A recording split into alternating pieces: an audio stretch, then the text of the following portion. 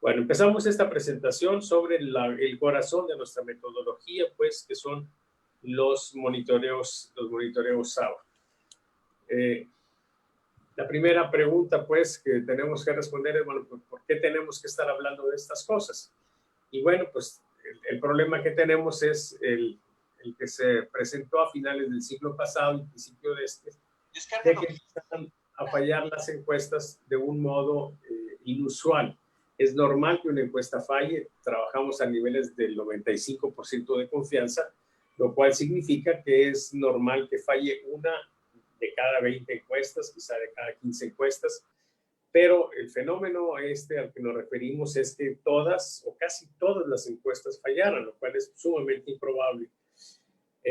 Si sucedió fue porque algo pasó que modificó el esquema en el que habíamos estado operando. Y por eso es que estamos aquí, porque fue en el 93 cuando nosotros detectamos en una situación muy especial y muy afortunada este problema de que las encuestas no tenían sentido y empezamos a desarrollar una metodología que después de todos estos años, desde el 93 hasta acá, más de 20 años, pues está muy madura y es lo que hoy constituye nuestro sistema de previsión y evaluación política, ¿sí? Entonces, vemos la siguiente, pues es un chiste sobre cómo llegó el momento en que ya no nos preguntábamos qué candidato va a ganar o qué partido, sino qué encuesta va a acertar. Entonces, vemos pues que este es un tema que nosotros hemos abordado. Hemos escrito 4 libros, aquí hay 3 de ellos. Un libro fue sobre la elección en Nuevo León, en la elección del 2003. El primer libro fue en el 97, que es más allá de la encuesta política, el que está aquí en el centro. Y es un libro que planteaba pues lo que se puede hacer más que la encuesta y la alternativa que teníamos ya como solución. Después, en el 2006, le dimos seguimiento a la elección presidencial durante 3 años. Es un libro muy, muy bueno, muy interesante. Son 450 páginas y narra toda la historia. Y finalmente publicamos este último que está a la izquierda, los monitoreos y cartas de navegación política de SAVA, donde finalmente logré de manera muy sencilla explicar la esencia de nuestra metodología. Entonces, bueno, continuamos con con la siguiente.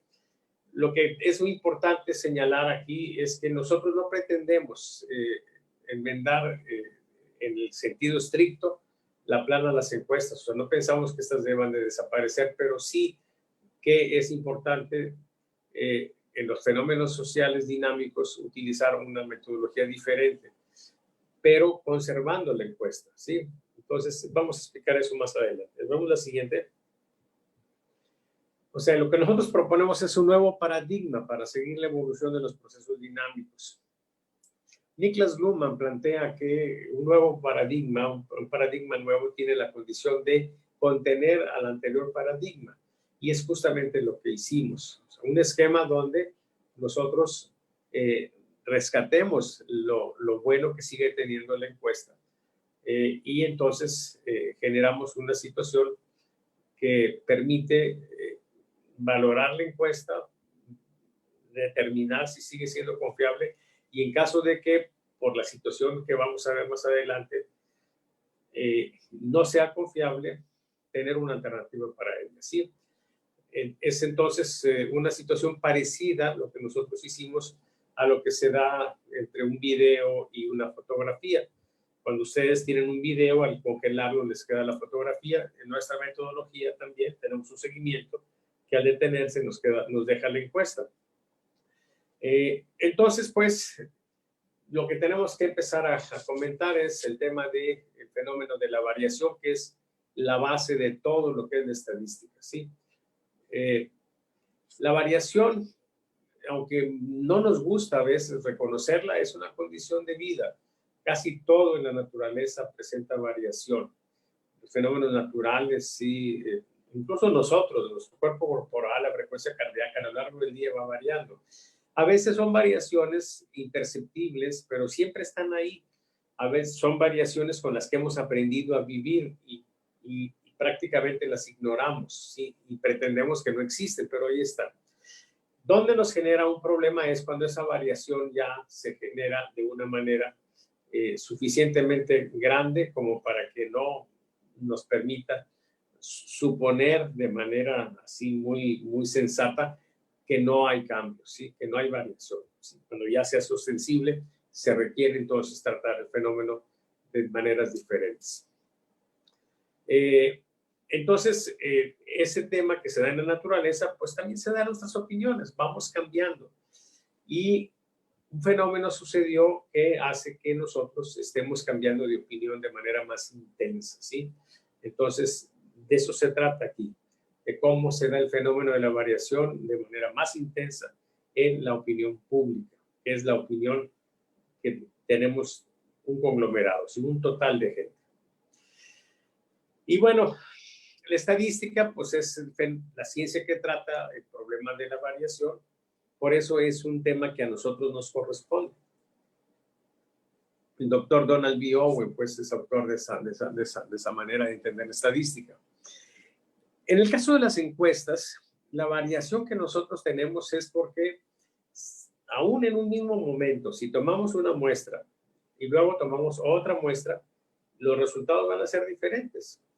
El hecho de que estemos tomando muestras genera variaciones y esa es la variación que se atiende cuando nosotros calculamos un margen de error al 95% de confianza. Hasta ahí estaba la variación y esa es la variación que se atiende con una encuesta. Lo que vivimos es un fenómeno de otro tipo de variación y es la variación que se da en la población que estamos estudiando. La anterior variación de estar muestreando asume que nosotros no tenemos variación en la población, o sea que es una única población.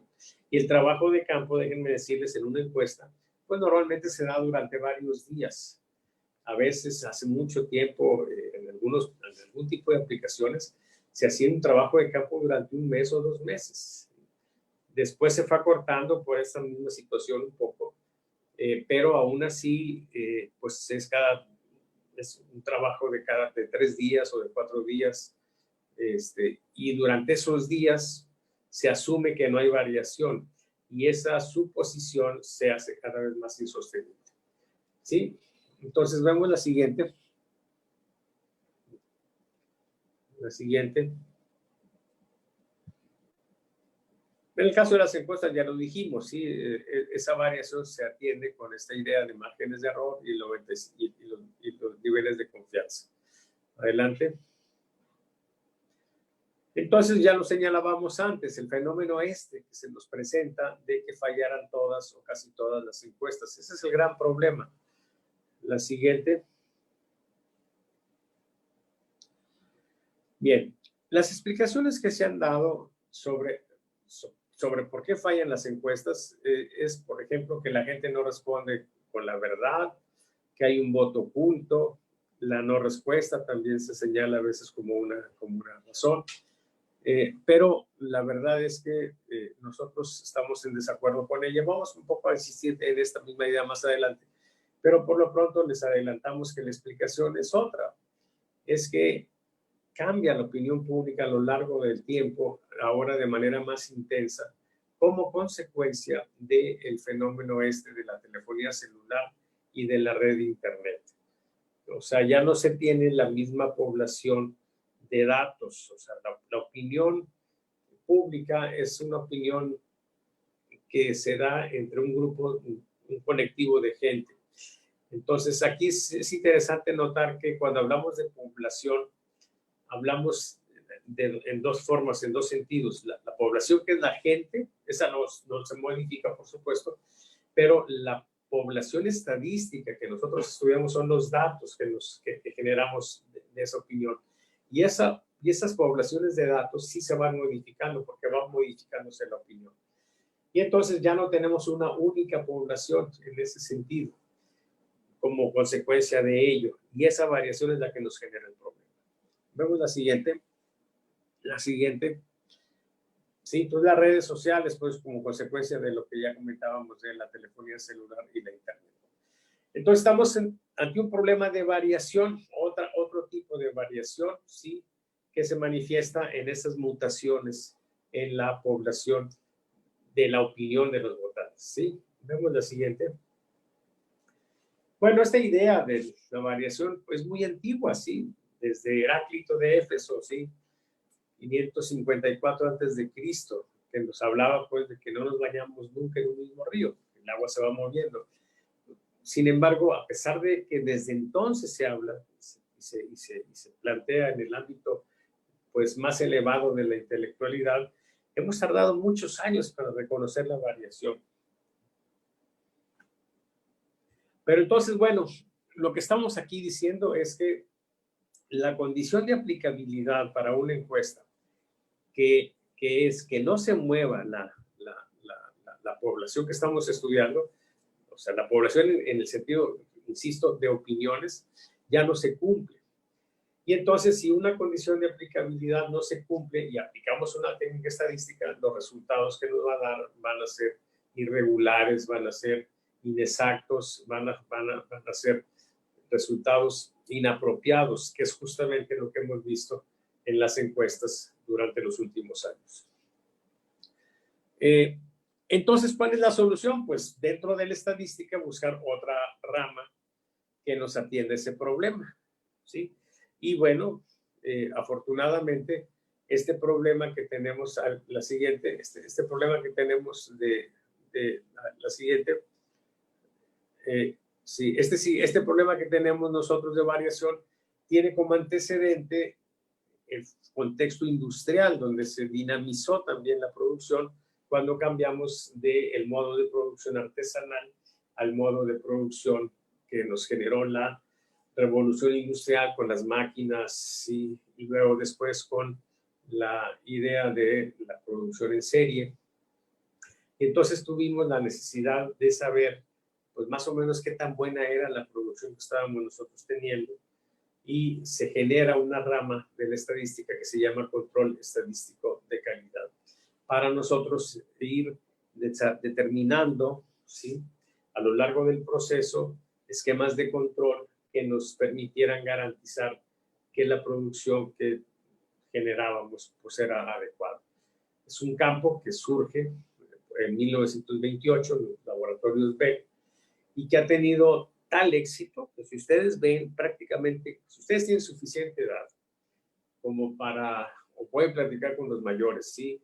Cómo funcionan los vehículos hoy, cómo funcionan los televisores hoy, cómo funciona una gran cantidad de productos hoy comparados con cómo funcionaban en el pasado, se van a dar cuenta de que vivimos en un mundo maravilloso y todo esto es debido a este asunto del control de la calidad, que es un ejercicio que tiene que ver con la estadística en cuanto a que va detectando las variaciones, pero fundamentalmente los tecnólogos, o sea, los encargados de hacer las cosas, que son los que encuentran cuál fue la razón de esas variaciones y determinan formas para corregirlo y generar una situación de uniformidad que es la que genera la calidad.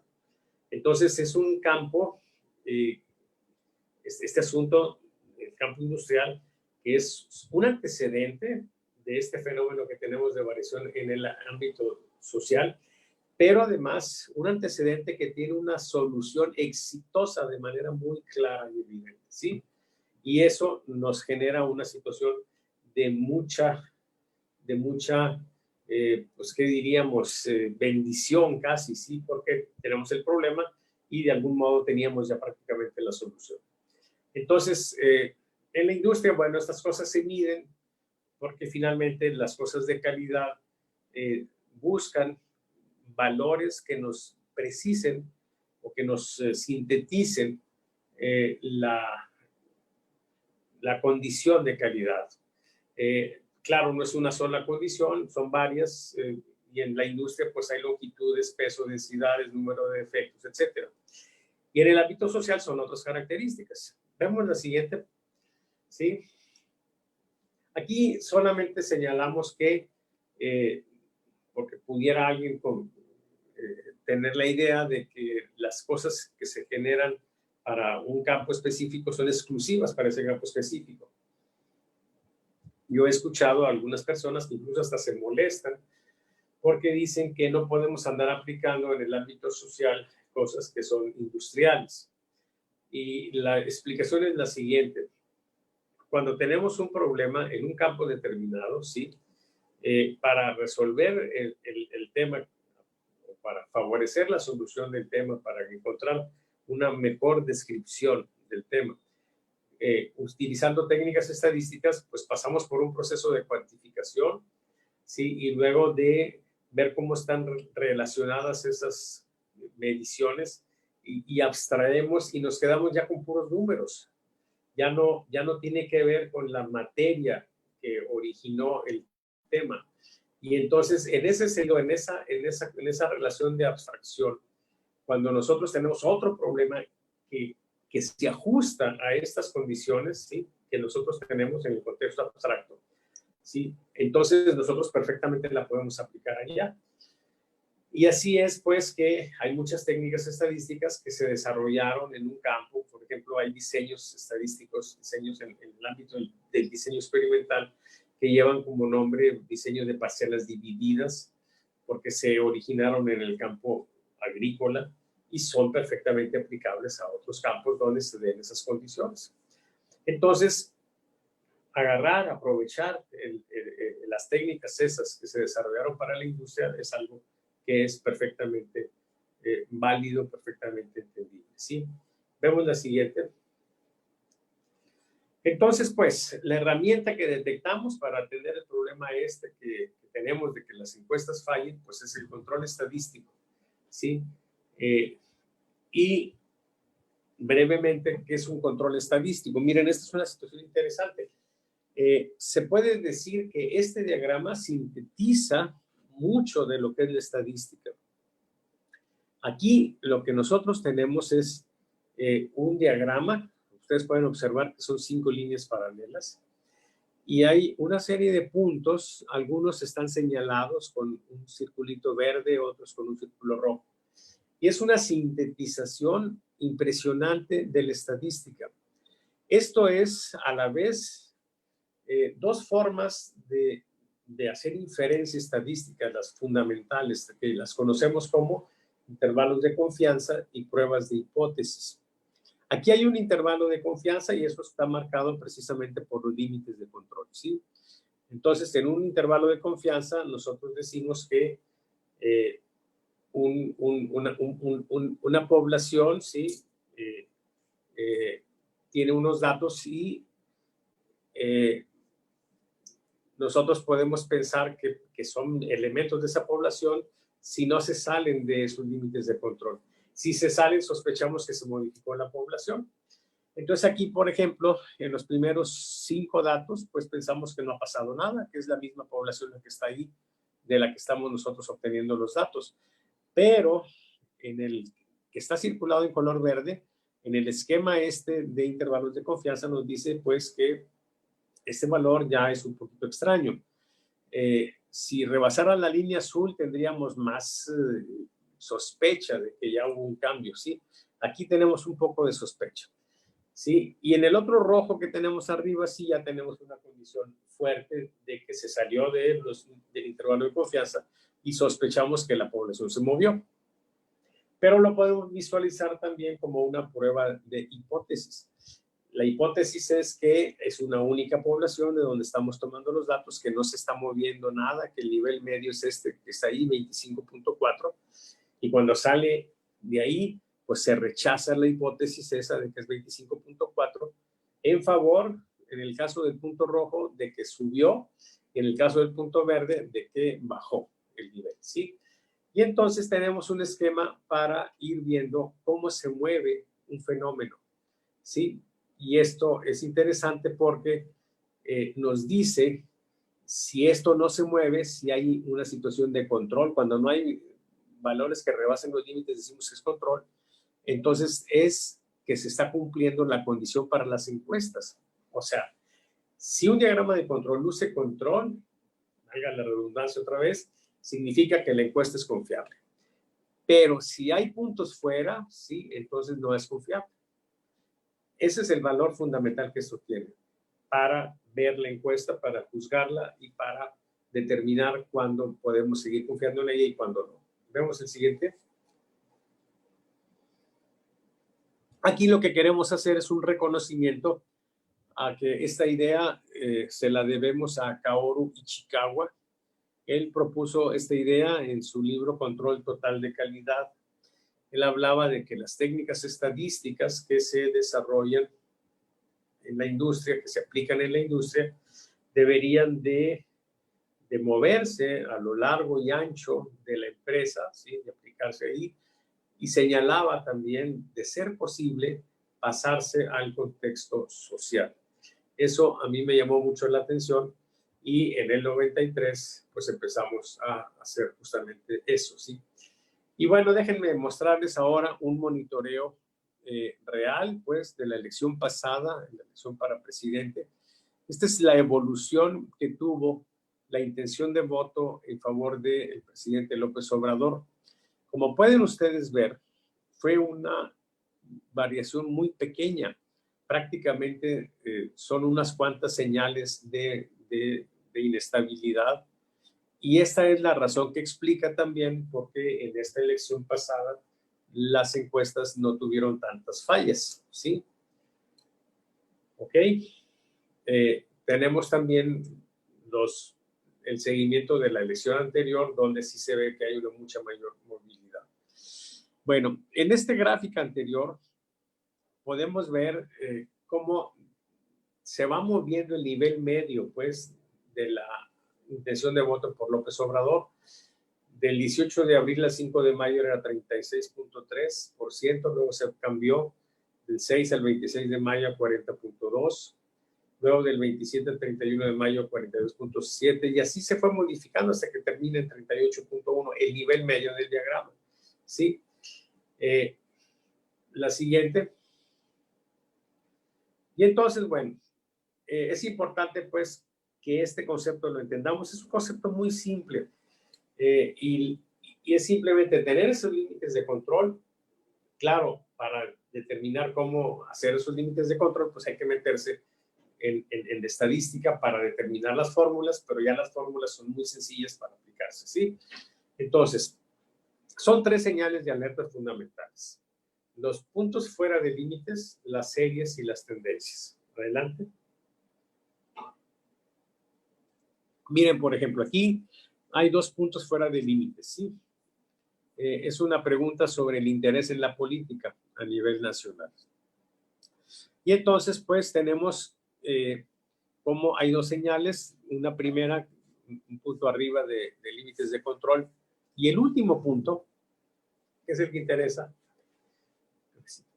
el último punto, que es el que interesa, nos está señalando aquí en la fecha que está abajo, pues, no me acuerdo dónde termina. Aquí está, es el 9 de mayo.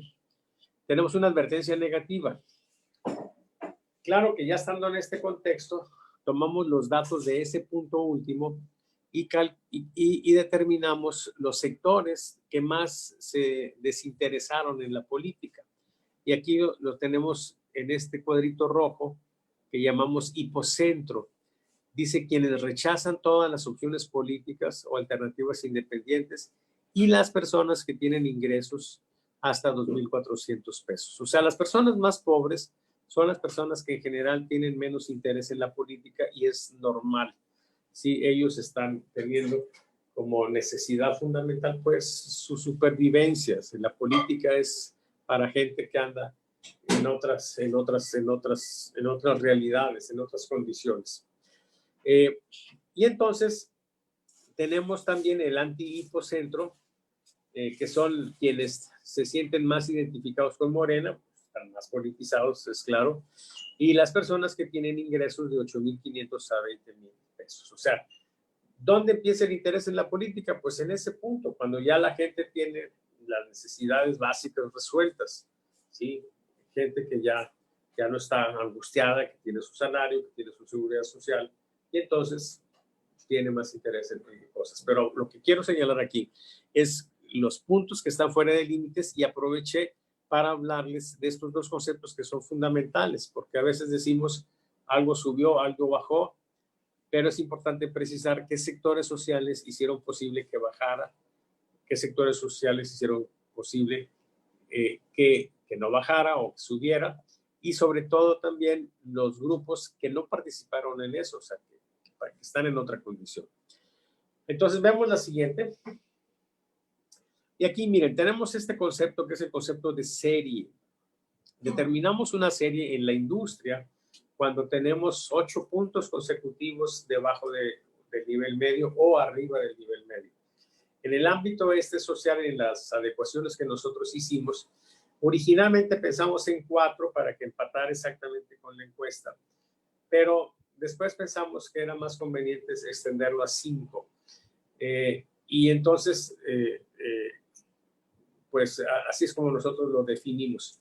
Y aquí tenemos, por ejemplo, en esta pregunta que es si se siente orgulloso o avergonzado de nuestro presidente, vemos como aquí hay 2 series. Una serie se dio debajo del promedio, esta que está así, esta elipse en color rojo, y luego se recupera y se forma otra serie que está acá de color azul.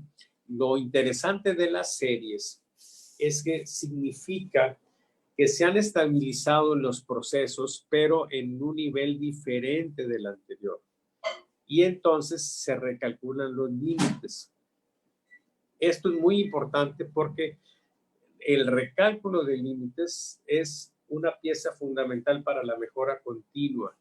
Cuando en una industria no se están recalculando límites, entonces no tenemos esa posibilidad, la de ir restableciendo los niveles normales para nosotros tener la posibilidad de juzgar cómo nos está yendo o qué está sucediendo, ¿sí? En contraste con el pasado reciente, porque de ese modo podemos juzgar si lo que estamos haciendo ahorita está funcionando bien o no, y sobre esa base podemos modificar, podemos suponer o, proponer algunas otras alternativas. Vemos la siguiente.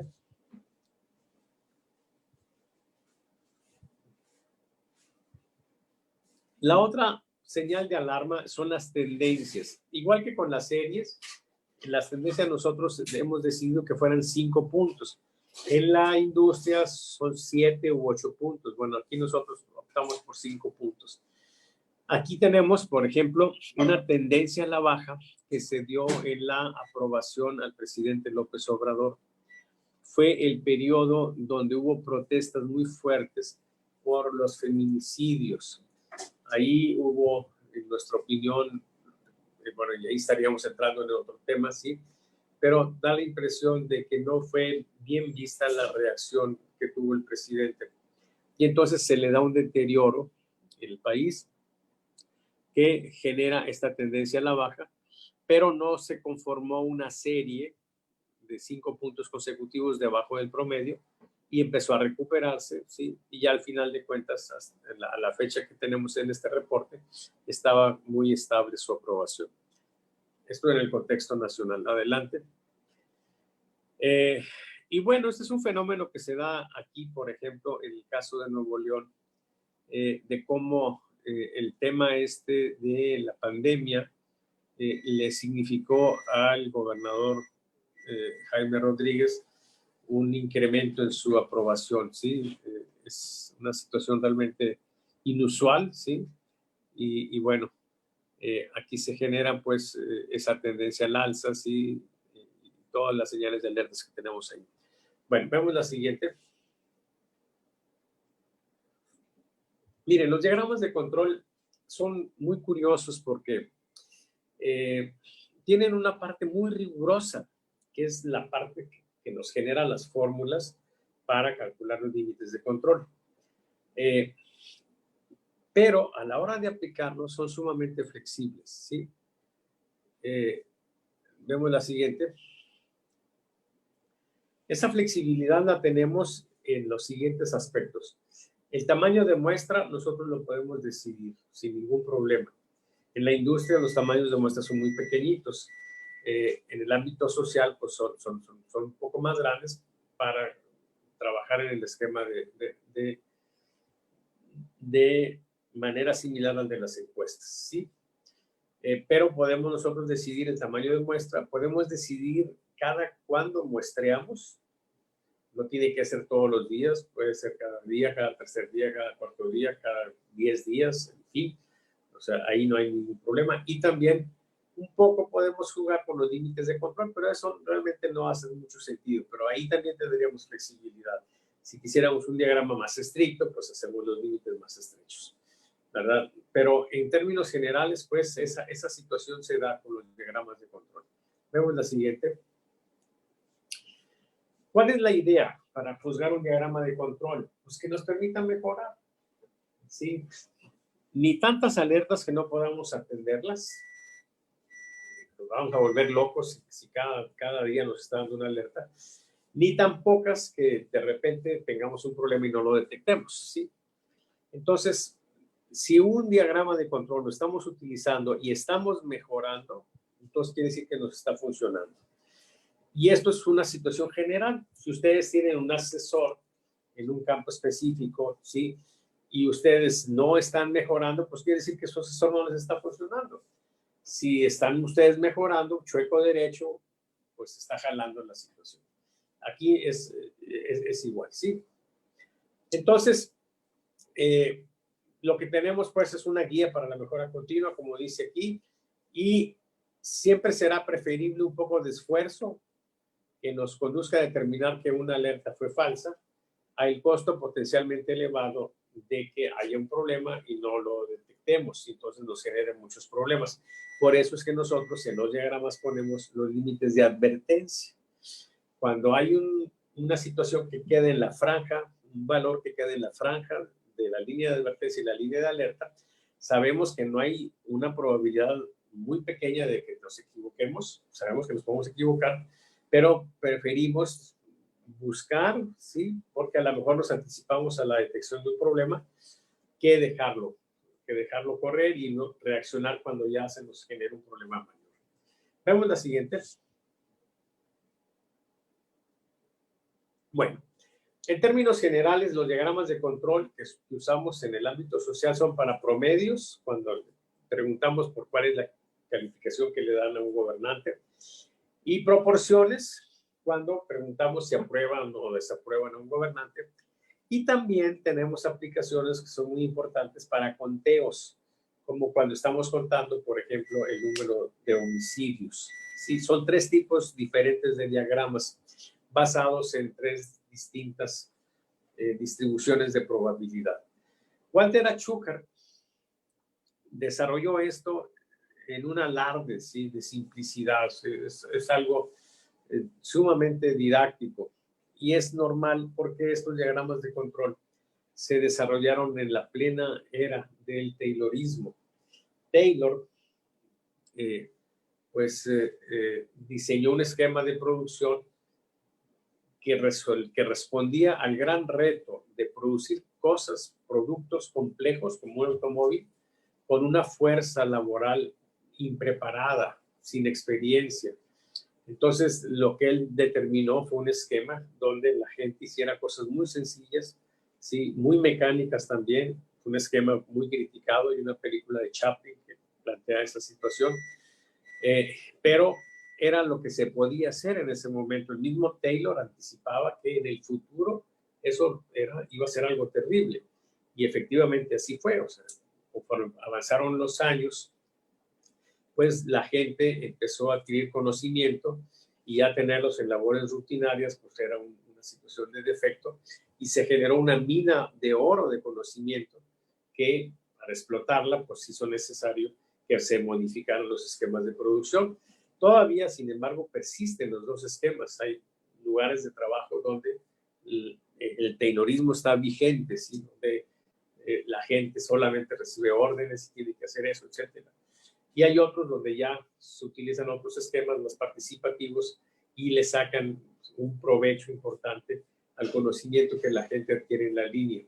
Sí, no todo es verdadero, hay una buena parte de conocimiento falso, pero son pepitas de oro que cuando se encuentran, pues nos generan un beneficio importante. Entonces, bueno, lo que hizo Shukart fue un esquema muy, muy simple para nosotros tener una manera de interactuar con un proceso en el propósito de mejorar. Entonces, lo que tenemos es, como ya vimos hace rato, un límite de control central, límite de control superior, límite de control inferior. Vemos la siguiente. Y miren, nada más como curiosidad, prácticamente les pongo aquí. Estas son las formulitas para calcular los límites de control. Fíjense ustedes cómo lo que tenemos aquí para desarrollar los límites de control son cosas muy simples, son promedios, ¿sí? Por ejemplo, el límite se genera el promedio de una medición. Si estamos, por ejemplo, viendo cuál es la calificación, se toma el promedio, se toma una muestra y se toma el promedio. Luego, el X doble barra es agarrar todos los promedios y promediarlos. Luego, R, que es el rango, es el valor más alto menos el más bajo. R barra es el promedio de los rangos. Y luego ya las formulitas, por ejemplo, vamos a ilustrar con una, ¿sí? El límite de control superior, pues es X doble barra más A2 R barra. Entonces, ese valor de A2, dependiendo del tamaño de la muestra, pues nos lo va a dar esta tablita que está aquí a la derecha. Por ejemplo, si fuera una muestra de tamaño 5, el valor de A2 es 0.577. Se hace esa operación y nos genera el valor de ese límite de control superior. Es muy sencillo esto. Observe pues cómo incluso aquí lo que ya les habíamos dicho, el tamaño de muestra que tenemos es hasta 10, porque pues tenemos una situación de muestras muy pequeñas en la industria. Por eso estas fórmulas les digo que se las muestro como curiosidad, porque si vamos al campo social, pues no tendríamos forma de hacer esto, porque pues nada más no hay forma. En el ámbito social vamos a tomar muestras cuando muy pequeñitas de 100. Sí, son muestras de 100, 150, 200 para los monitoreos, para que nos queden en las encuestas tamaños de muestra de 400, de 600, de 800, etc.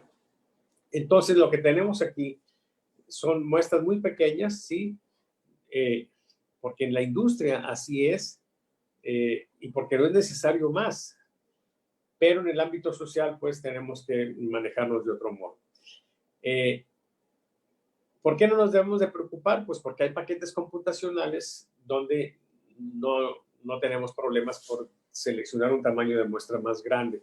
Pero esto, pues, se los doy como una referencia histórica, ¿sí? Vemos la siguiente. Bueno, ya se los habíamos comentado esto de los softwares, ¿sí? Que tenemos en estadística.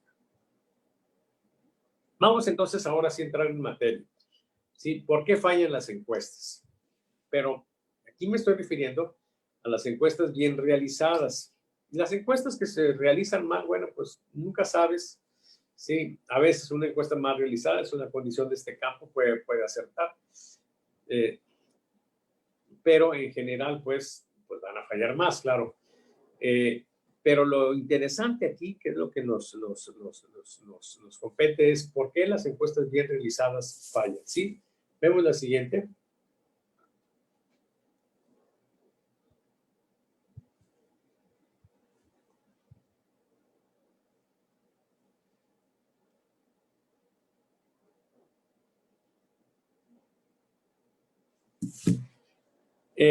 Bueno, miren, ustedes recuerdan que hace muchos años, sí, las encuestas eran algo muy, muy confiable, sí, muy, vamos, muy prestigiadas, sí.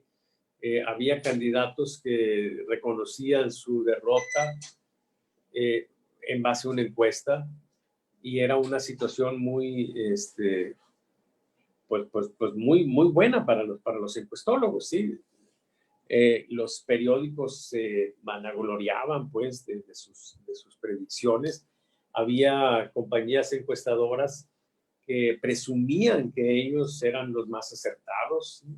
Y entonces se vivía esa situación de mucha bonanza para las encuestas, ¿ok? La siguiente. Entonces, ¿por qué empezaron a fallar? hay quienes dicen que la gente miente, pero tendríamos que encontrar una buena explicación de por qué la gente miente ahora y antes no mentía, porque antes no salían malas encuestas. Entonces antes no mentía y ahora sí miente. O sea, no hay ninguna explicación sensata de que haya cambiado la naturaleza humana en estos últimos años, ¿sí?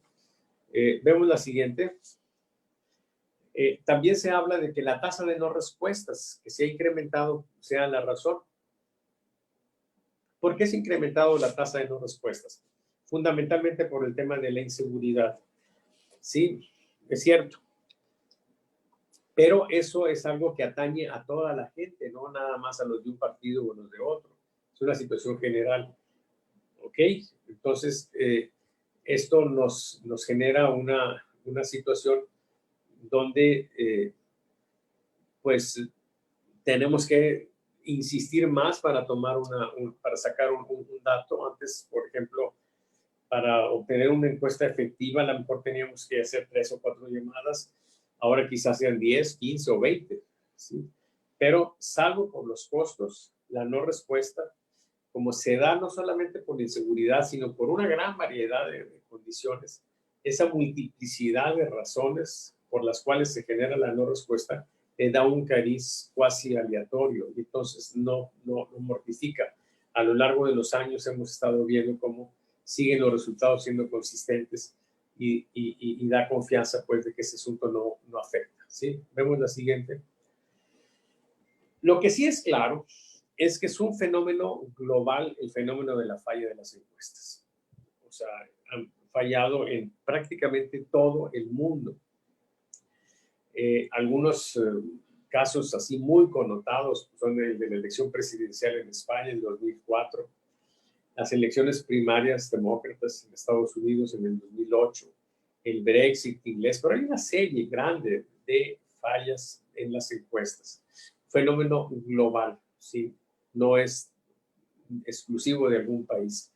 Y tenemos otro fenómeno global que es la explicación. O sea, la red de internet y la telefonía celular también está en todo el mundo. ¿Sí? Esto es lo que nos dinamizó la opinión pública y lo que nos generó la multiplicidad de fallas en las encuestas. O sea, ya no tenemos una única población, se va moviendo la opinión pública y entonces se hace una encuesta.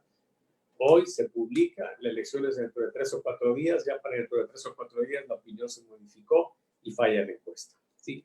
O sea, no estamos diciendo que la encuesta nos haya dado un mal dato. Lo que nos dice la encuesta es que cuando ellos hicieron la encuesta, 5 días antes de la elección o 6 días antes de la elección, así eran las estimaciones. Pero de ese día al día de la elección, perfectamente en el mundo actual se pueden modificar las opiniones y el resultado es otro. ¿Ok? Vemos la siguiente.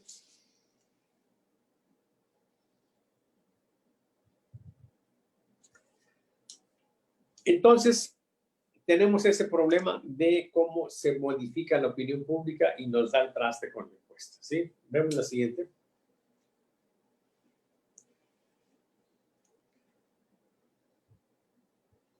La pregunta entonces es, ¿qué hacer ante esto? Y vamos a verlo de la siguiente manera, ¿sí?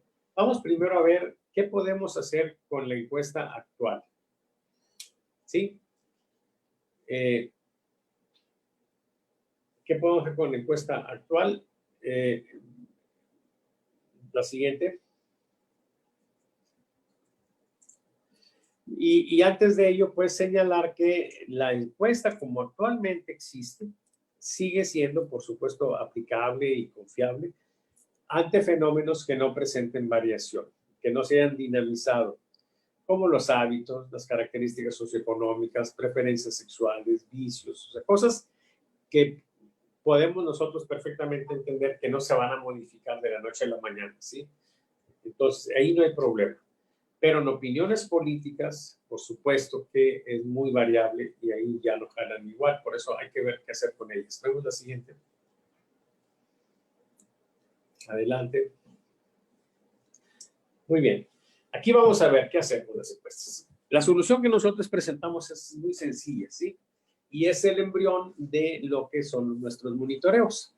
Sí, para empezar, tenemos que cuidar la encuesta porque no hay otra forma de saber cómo piensa la gente, ¿sí? Y entonces nosotros sabemos que la opinión pública es lo que resulta de aplicar una encuesta. No podemos salirnos de ella. Pues hay que ver cómo la protegemos ante este fenómeno de dinamización en la opinión pública. Veamos la siguiente, ¿sí? ¿Cómo se hace una encuesta? ¿Sí? Bueno, pues hay una población de interés, una ciudad, un estado o el país. Buscamos un marco muestral, o sea, una lista de las personas que nos interesan. Ese marco muestral nunca es perfecto, ¿sí?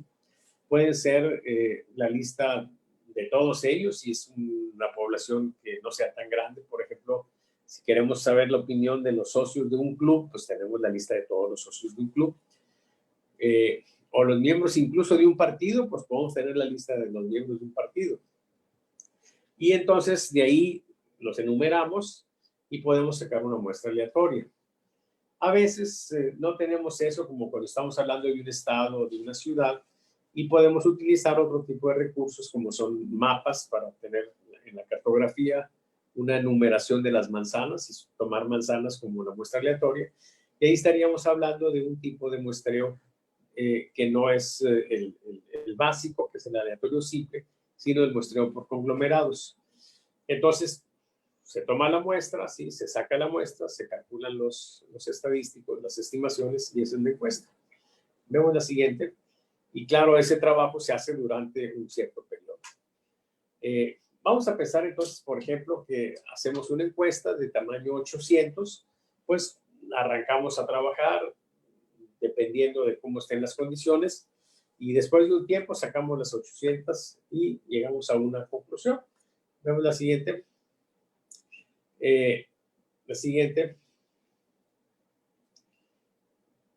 Y claro, lo que vamos a buscar pues es algún promedio, algún porcentaje, ¿sí? La siguiente.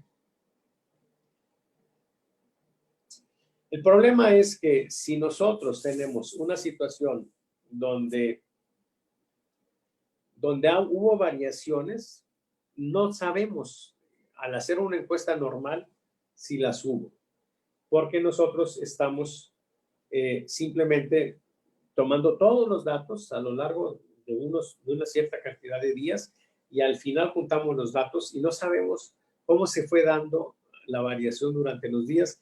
Y si lo fuéramos calculando en la manera usual de hacer las encuestas, pues cada partecita que usamos en cada día no representa a toda la población, porque a veces, por ejemplo, si son domiciliarias, pues decimos vamos a irnos a la periferia y luego nos vamos acercando y al final dejamos las viviendas que están en el centro. Entonces no tendríamos esa forma, ¿sí? Simplemente la encuesta asume que durante todos los días que estuvimos trabajando, la población no se modificó. Entonces vemos la siguiente. Y entonces vamos a ver un ejemplo concreto. Pensemos que un gobernante tiene una situación interesante porque está enfrentando problemas y él supone que se está deteriorando. Y entonces decide hacer una encuesta, ¿sí? Y la encuesta es de ese mismo tamaño que dijimos, de 800. La siguiente. Y entonces vamos a suponer que le salió 49% su aprobación. Y como él andaba por ahí de los 50 más o menos de aprobación, pues piensa que es 49 realmente está muy bajo, es muy alto, perdón. O sea, él piensa que el problema que está enfrentando seguramente lo deterioró. Entonces, no va a confiar en ese valor, ¿sí? La siguiente, y entonces, si le dicen al encuestador, pues que les parece raro el dato, el encuestador lo único que puede responder es que sí le salió, porque sí le salió. Sí, entonces ahí tenemos un problema, porque se genera un dato que no es confiable. Nosotros tenemos dos maneras de juzgar una encuesta. La estricta es supervisando toda la evolución del trabajo que se hizo, desde la obtención de la muestra, el trabajo de campo, la captura, el análisis, todo, ¿sí? Eso rara vez se puede hacer.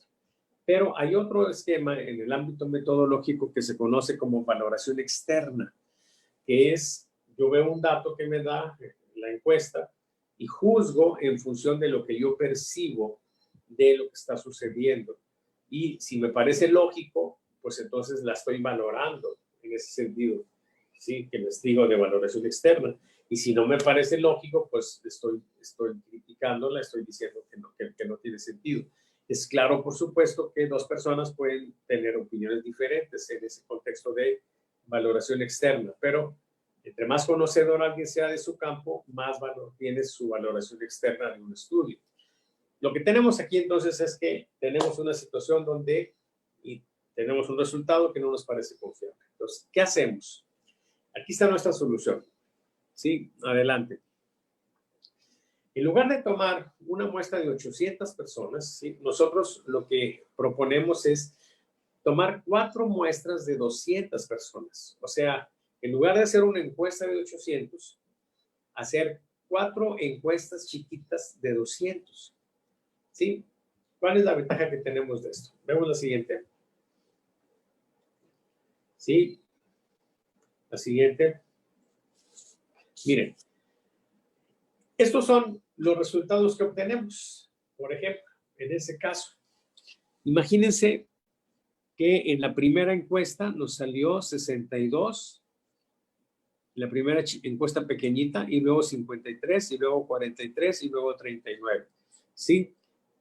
Aquí nos vamos a quedar para ahorrarnos muchas de las filminas que siguen adelante, ¿sí? Porque viendo esta gráfica, les voy a explicar la idea de esto. Miren, el nivel promedio que tenemos aquí se puede ver en la línea central, es 49.3%, o sea, igual que el anterior. Y le vamos a ir a decir al gobernante, ¿sabe qué? Tiene usted 49.3% en su aprobación. Y le digo aparte que es una estimación que no es confiable, porque nosotros vimos la evolución de este fenómeno durante el trabajo de campo y empezamos en el primer día de trabajo de campo con 62, luego bajó a 53, después a 43 y después a 49. O sea, usted está en una situación de tendencia a la baja y ante esta situación no es confiable la encuesta. Quizás sea más razonable suponer que usted tiene una aprobación actualmente de 39%. Entonces, eso pudiera resultarle más razonable al gobernante.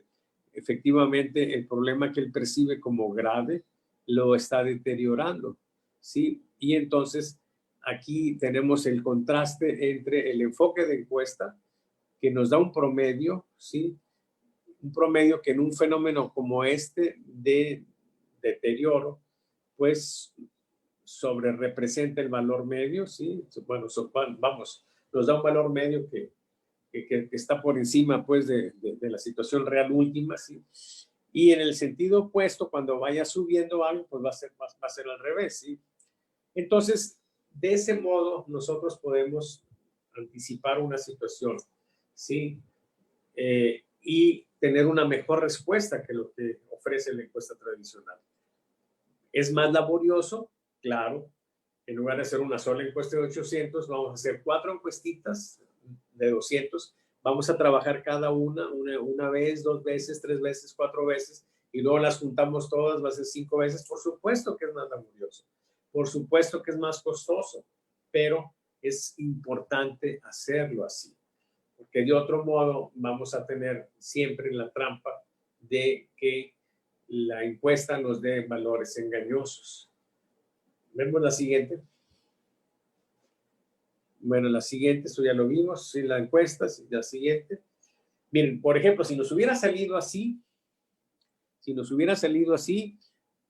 nosotros le hubiéramos dicho, usted tiene una aprobación de 48.2, más o menos como el anterior, pero le diríamos, esto es un resultado confiable, porque la evolución de los datos de las mini encuestas fue estable. Si él nos dice, pues es que yo estoy padeciendo esta situación, sucedió esto que yo creo que es grave, ¿qué le vamos a decir? Muy probablemente sí, vamos, yo no le voy a contradecir en el sentido que sea grave, pero a usted en su popularidad todavía no le afecta, lo cual no quiere decir que no la vaya a afectar en los días que siguen, pero por lo pronto todavía no sucede eso. ¿Sí? Vemos la siguiente. La siguiente. La siguiente. La siguiente.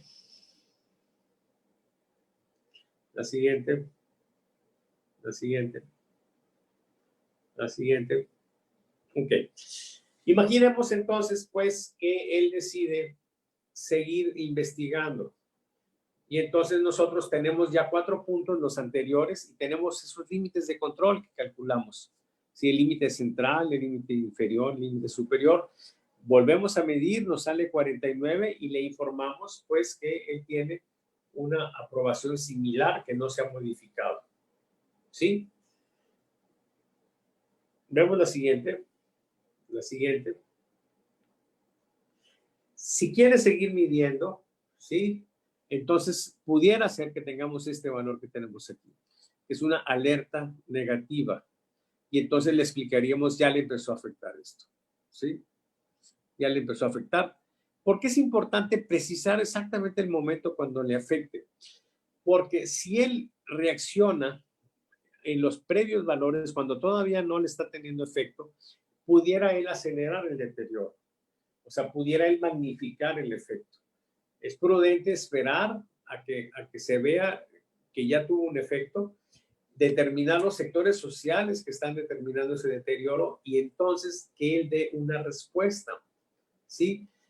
Cuando nosotros tenemos situaciones de este tipo, donde hay un problema y la autoridad da una respuesta sensata, inteligente, normalmente ese deterioro se convierte en un fortalecimiento, o sea, no regresa al nivel medio, sino que se va todavía más arriba, porque la gente valora mucho, primero, que alguien reconozca un problema, segundo, que lo atienda bien, ¿sí?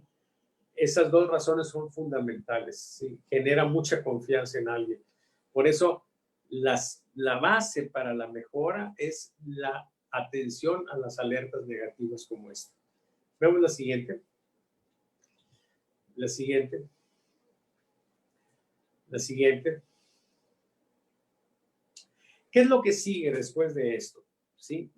Cuando nosotros determinamos una alerta, ya ahí nosotros terminamos nuestra chamba, ya le pasamos la estafeta a los asesores que tiene nuestro cliente. Muchas veces el propio cliente es un conocedor muy claro de la situación y él encuentra las explicaciones, pero por lo común hay un grupo de personas que les apoyan en el ámbito del análisis. Y entonces, cuando se les dice, hoy tuvimos un día muy fuerte, tuvimos esta situación de deterioro, ¿cuál es la razón por la que ustedes consideran que sucedió esto? Entonces ellos pueden trabajar y llegar a una precisión sobre las causas del deterioro, buscar la verdad, pues, en los hechos, lo que los chinos llaman el Qi-Shi-Qiu-Qi, que es la esencia del razonamiento científico, ¿sí? O sea, tomar decisiones sobre la base de buscar la verdad en los hechos. El hecho aquí es que se deterioró, ¿sí? El hecho aquí es, pues, que cierto sector de personas es la que hizo posible ese deterioro, que otras personas no participaron en ese deterioro y el trabajo de buscar las razones por las cuales se generó eso es la mitad del camino o quizá casi mucho más de la mitad del camino para tomar decisiones sensatas y sobre esa base resolver el problema. Esto cierra la pinza y genera la esencia de la mejora o en el caso político diríamos más bien del fortalecimiento político. Vemos la siguiente. Entonces, esto anterior describe un monitoreo SABA, ¿sí? En la primera parte, de hacer una simple encuesta con 4 encuestitas, pues será una alternativa, se genera ahí una alternativa a la encuesta tradicional, pero si continúan las mediciones, entonces lo que vamos conformando es un monitoreo, ¿sí? Y ese monitoreo es una manera de estar interactuando con la población, de estar escuchándola, y de estar encontrando la manera de mejor satisfacer, de mejor servir a la gente. Esa es la idea, pues, aquí. Vemos la siguiente. Entonces, recapitulando, las encuestas generadas, como se han estado haciendo durante muchos años, sí, más bien las encuestas que estamos proponiendo son como cualquier otra encuesta en cuanto a sus estimaciones, pero si le damos como origen un monitoreo, podemos juzgar más allá de los márgenes de error, ¿sí? Determinando sobre la base de la estabilidad qué tan confiables son. Si son estables los monitoreos, las encuestas son confiables. Vemos la siguiente. Entonces, ¿qué tenemos? Si ninguno de los 4 puntos, si ninguno hay alertas, las estimaciones son confiables, como han sido confiables hasta antes de esta crisis, ¿sí? La siguiente. Si tenemos alertas o advertencias positivas, pues vamos a pensar que en realidad estamos un poco mejor que como nos dice la encuesta. La siguiente. Al revés, si son negativas, pues vamos a pensar que estamos un poquito más malones. La siguiente. ¿Sí? Donde es más grave la situación es cuando tenemos tendencias al alza, la siguiente, o tendencias a la baja. ¿Sí? Aquí es más claro, pues, que tenemos que desestimar el valor de la encuesta y pensar más en el último valor. Pero la siguiente, en términos generales, lo que podemos decir. La siguiente. La siguiente. La siguiente. En términos generales, esta es la recomendación. Si hay estabilidad, o sea, si los puntos no están fuera de los límites de control, si ustedes van a hacer una encuesta y no saben cómo calcular los límites de control, bueno, si ven los puntos y no se ven muy diferentes sus valores, así de manera muy rústica, pero es efectiva, pueden decir la encuesta es confiable. ¿Sí? Si no se ven así estables, ¿sí? Si se ven sobre todo con tendencias a la baja o al alza, el valor de la encuesta, olvídense de ella y decidan en función del último punto del monitoreo. Ese es el resumen de esto. Vemos la siguiente. Ahora, ¿qué se puede conseguir aplicando esta metodología? Nosotros tenemos pues, muchos años trabajando en esto. Debo decir que al principio nuestros clientes veían como una curiosidad extraña lo que hacíamos y prácticamente se basaban nada más en las encuestas, ignoraban todos los monitoreos, ignoraban todo.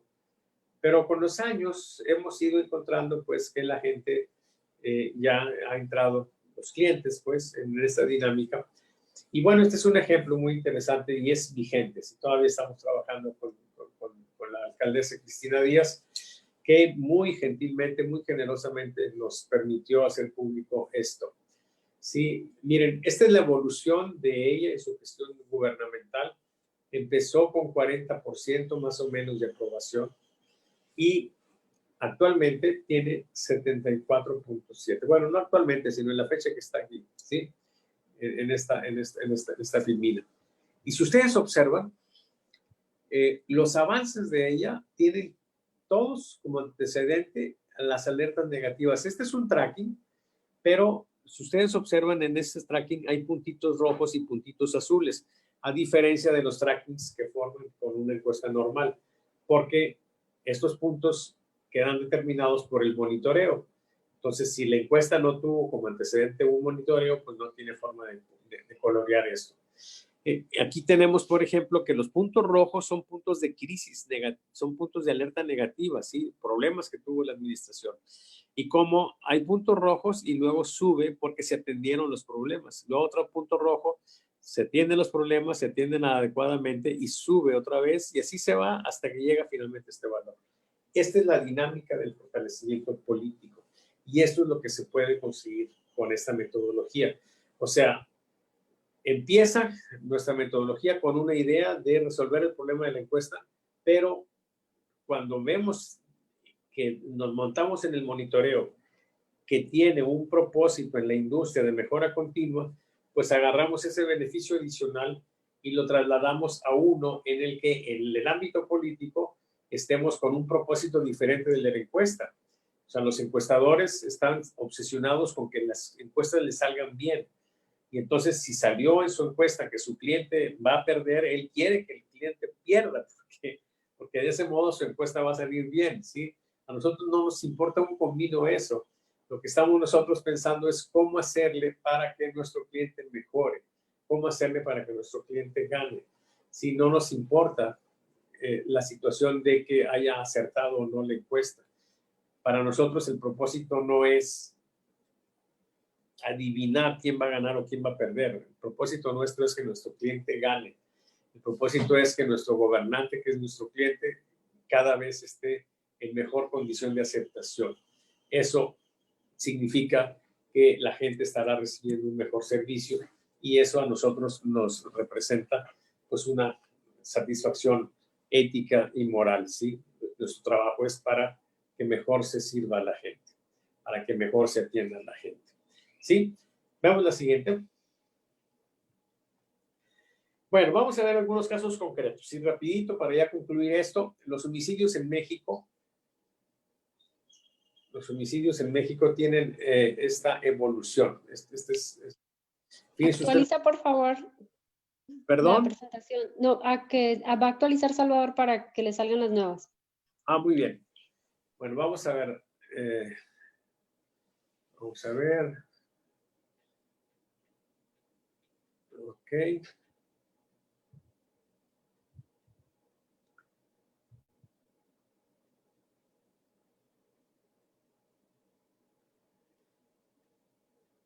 Bueno. ¿Tienes alguna pregunta, Juan Antonio? ¿Algún comentario? Tienes que habilitar tu sonido. Sí, no pregunta, pero creo que el caso que acabas de presentar de la alcaldesa de Guadalupe, creo, ¿verdad? Ajá. Resulta interesante, ¿no?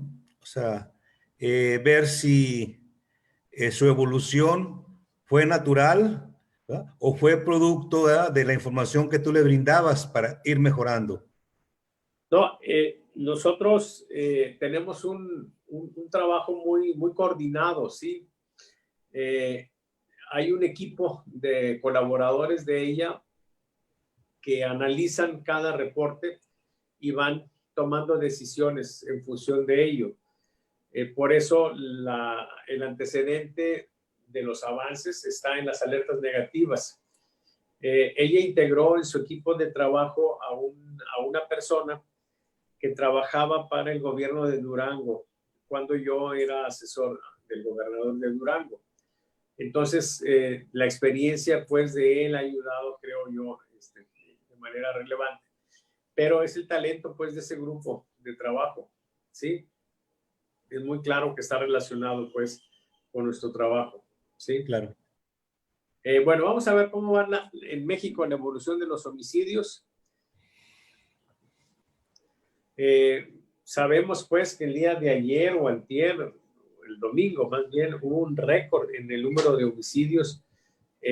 Claro, ese fue un día y aquí este monitoreo es sobre el número de homicidios semanales. Aquí tenemos una situación pues venturosa porque son 6 puntos consecutivos por debajo del valor medio. En este caso de homicidios estamos utilizando las series o estamos definiendo las series como que sean 8 puntos consecutivos. Entonces estamos esperando pues que haya 2 más abajo de 590 para recalcular límites. Ojalá que este valor extremo del domingo no nos vaya a generar un valor superior a 590. Vemos la siguiente.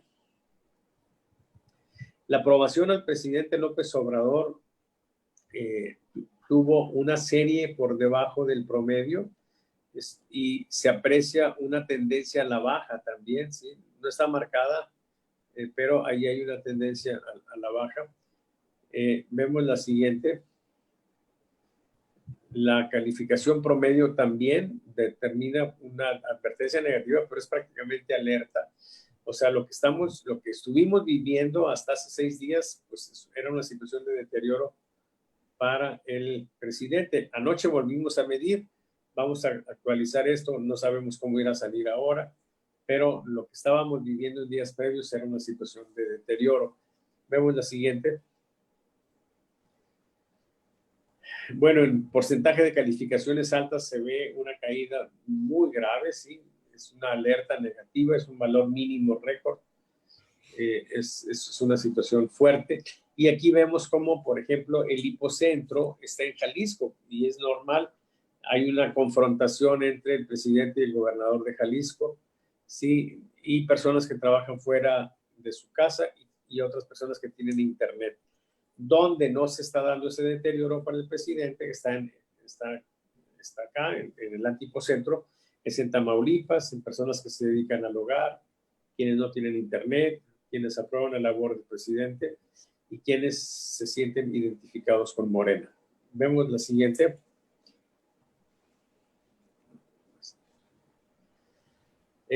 Fíjense que no estoy mostrando encuestas porque no tiene caso mostrar encuestas cuando hay alertas, ¿sí? Cuando hay alertas ya ni me olvido mejor de la encuesta porque me va a engañar, no tiene caso considerarla. Lo importante es el último punto del monitoreo. Y esta semana previa se significó por una serie de alertas en casi todos los indicadores. Aquí, por ejemplo, en este indicador de porcentaje de personas que se sienten orgullosas del presidente López Obrador, también tuvimos una situación aquí de caída, de advertencia negativa. Y en el hipocentro es esta gente de 39 a 50 años, la generación X, son los más decepcionados, los casados, los que sí tienen internet, los que desaprueban la labor del presidente y quienes rechazan todas las opciones políticas. Los que siguen muy orgullosos del presidente son los que no son ni solteros ni casados, quienes no tienen internet, quienes aprueban la labor del presidente, quienes se sienten más identificados con Morena y quienes tienen que pedir prestado para solventar su actual situación económica. Vemos la siguiente. Morena se deterioró también un poco, sí tuvo una advertencia negativa, es uno de los valores más bajos que ha registrado. Vemos la siguiente. Calderón está capitalizando esta crisis, se está fortaleciendo en el indicador de mejor político. La siguiente. En el indicador de peor político, López Obrador obtiene un valor récord, que es una alerta negativa. Sí, y si vemos los sectores que están pues considerándolo el peor, o sea, otra vez la generación X, las personas con más de 15 años de estudios, quienes sí tienen internet y quienes desaprueban la labor del gobernador, y los que están en otra condición, los que no lo consideran así, en mayor proporción son los que no tienen internet y quienes aprueban la labor del presidente. Vemos la siguiente. Bueno, en el caso del COVID encontramos una alerta negativa de personas que están presentando fiebre y tos seca en alguna familia. Esperemos pues que eso no sea un mal augurio para cómo va la situación esta de la pandemia. Vemos la siguiente. Y bueno, esa es la presentación, ¿sí? Voy a ver si acá alguien en Facebook tiene alguna pregunta ahorita. Quizá la hagan después. Pero por lo pronto, pues no se ve ninguna pregunta. Pero quizá algunas personas vean la transmisión y luego hagan algún cuestionamiento y con mucho gusto les voy a contestar. ¿Tú, Juan Antonio, tienes alguna pregunta, algún comentario? No, justamente lo que te comentaba del caso de Cristina, que me pareció muy interesante, ¿no? Sí. Porque Sí. iba en un ascenso muy sostenido, ¿no?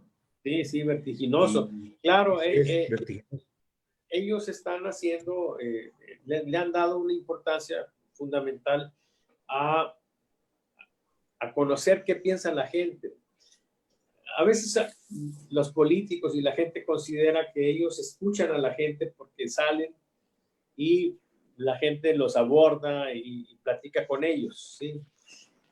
Y se quedan con la impresión de que lo que la gente les dice, ahí lo que escuchan, eso es una situación general. Y es una trampa, porque para empezar, llegar a ellos, sí, es una situación muy complicada. Primero se requiere que la gente tenga disposición de ir a buscarlos, ¿sí? Que tenga suerte de romper los filtros, los obstáculos que tiene. Y es una partecita, pues, de la gente con la que él tiene acceso. Muchas veces gente incluso afina a ellos, muchas veces gente pues que tiene ciertas características.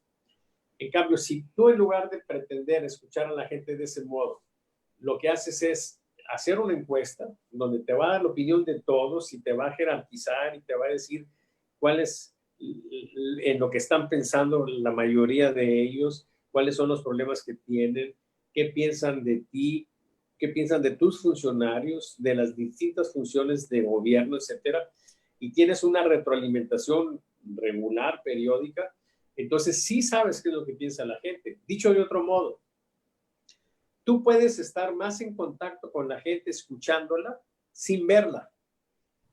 Podrías estar encerrado en tu oficina y saber exactamente qué es lo que la gente está requiriendo y atenderla adecuadamente. ¿Sí?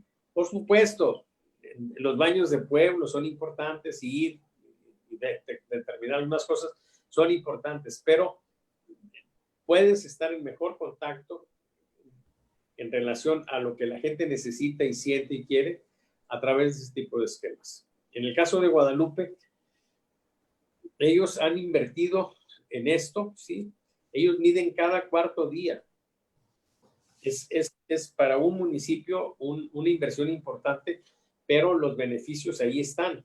Y los beneficios no los visualizo en el sentido nada más de que la alcaldesa esté fortalecida. Por supuesto que es un beneficio político para ella, pero el beneficio real es que de que tuvieses una población satisfecha solamente en un 40%, a tener satisfecho al 75%, ese es un beneficio para la gente, es un beneficio para el pueblo, ¿sí? Y eso es lo que se debe de visualizar.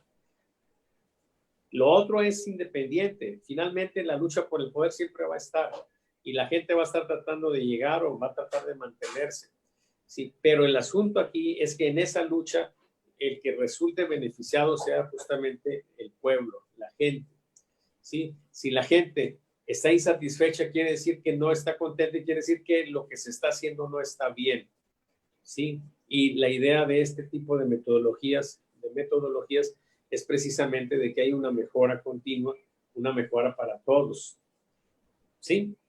Entonces, eso es interesante. Sí, recuerdo un caso que me comentaste, ¿no?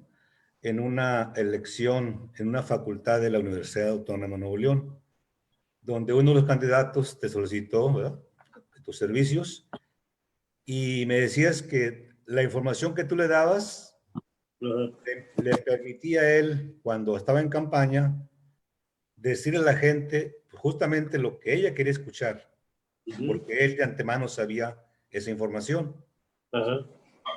Entonces, no sé en aquel entonces qué tan desarrollado tenía la metodología, ¿no? Como para que ahora, con todo el potencial de la misma, pues esto resulte todavía más potente, ¿no? Para la gente que se haga de ella. Sí, claro. Pues en el plano electoral está más asociado a eso que comentas. Normalmente, la gente vota por un candidato que le ofrece algo que él desea. Por eso es importante en un proceso de campaña preguntarle a la gente cuáles son los problemas, qué es lo que él espera, qué necesita, etcétera, en la idea de que un candidato le ofrezca eso, sí. Pero hemos estado teniendo situaciones extrañas en los últimos años y la gente, por ejemplo, en esta elección presidencial pasada, una situación interesantísima es que, por ejemplo, cuando le preguntábamos a la gente si quería que se cancelara el aeropuerto, la mayoría decía que no quería, ¿sí? Todas las encuestas que se hicieron previo a la cancelación del aeropuerto indicaban que la gente no quería que se cancelara el aeropuerto, pero López Obrador proponía eso. Cuando hacías una encuesta y le preguntabas si estaba de acuerdo con la amnistía a los delincuentes, ¿sí?, era abrumadora la cantidad de personas que decían que no estaba de acuerdo y el presidente proponía eso. Cuando le preguntabas también sobre la reforma educativa, la gente no estaba de acuerdo en que cancelaran la reforma educativa.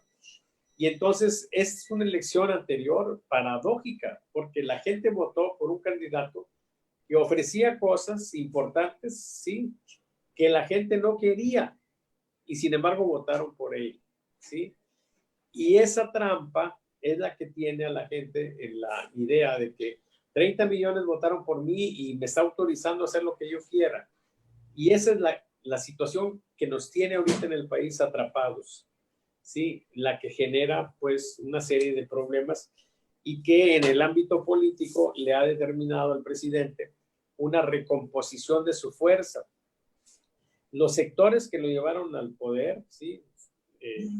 Fueron pues una clientela que él tiene muy, muy bien cubierta desde hace tiempo, pero sectores intelectuales, ¿sí? Sectores de artistas, ¿sí?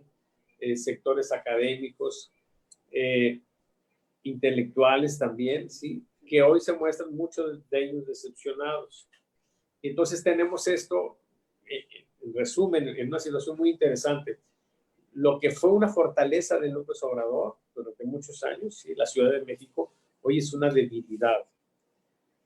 Entonces, tiene un porcentaje todavía alto, 60%, aunque llegó a tener 80%, se ha perdido, digamos que más de 20% a lo largo de un año y medio. Sigue siendo ese 60% o por ahí un valor alto, pero la composición de fuerza es otra. Está apoyado fundamentalmente por personas mayores de edad, personas con ingresos muy bajos, personas con escolaridad muy baja, y hay sectores, ¿sí? Con escolaridad alta, bueno, también lo apoyan los que no tienen internet, ¿sí? Y hay sectores que tienen internet, que tienen escolaridad alta, que tienen ingresos un poquito más altos, que está en contra de él. Entonces, sigue teniendo globalmente una aprobación más o menos razonable, pero la composición de fuerza es diferente. Y eso explica muchas de las confrontaciones que tenemos actualmente, ¿sí? Y seguramente esto va a explicar lo que va a venir en el futuro. ¿Alguna otra pregunta? No. ¿Comentario? Bueno, Juan Antonio, pues ojalá que te anotes en la mesa grillera, pues que será mañana, ¿sí? Donde vamos a presentar los resultados que estamos procesando ahorita, de cómo sigue el presidente, si se siguió deteriorando, si ya se mejoró. Nunca sabemos, ¿sí? La diferencia entre un esquema como el nuestro y un esquema que está en la política o que está en alguna situación de esas es que nosotros no sabemos qué va a pasar. Por eso medimos con periodicidad y dependiendo de lo que sale, pues nos vamos asomando y vamos prefigurando futuros posibles y vamos decidiendo cosas, ¿sí? En cambio, cuando alguien está en otra condición, ellos ya saben qué va a pasar, ¿sí? Te dicen, vamos a ganar todas las gubernaturas, vamos a ganar otra vez la mayoría en la Cámara de Diputados, etcétera. Ellos saben qué va a pasar, ¿sí?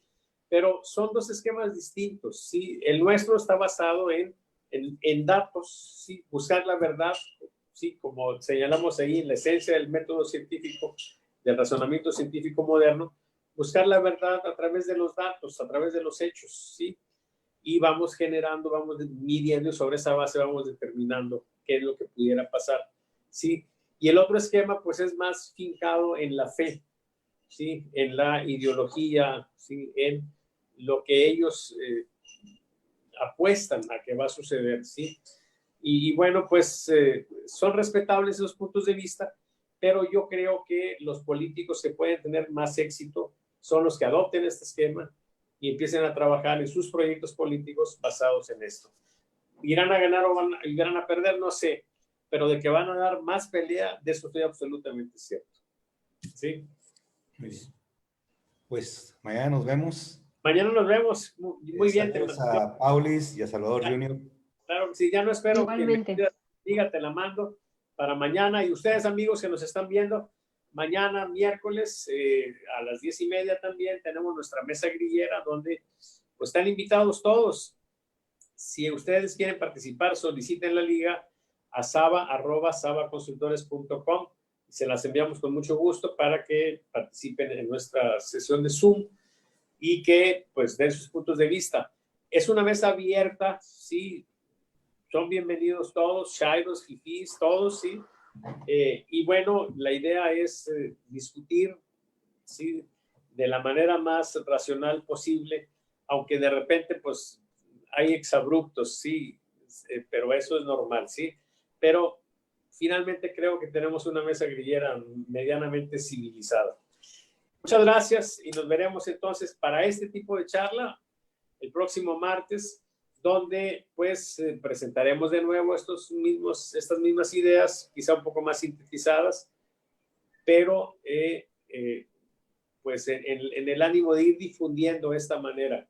Si les gustó, por supuesto, les voy a agradecer que difundan esto, que lo compartan y que inviten a personas a que nos soliciten para la próxima sesión del martes la liga al correo saba@sabaconsultores.com para que participen en nuestra sesión. Y bueno, que tengan un excelente día y un excelente resto de semana. Hasta luego. Vemos. Bye.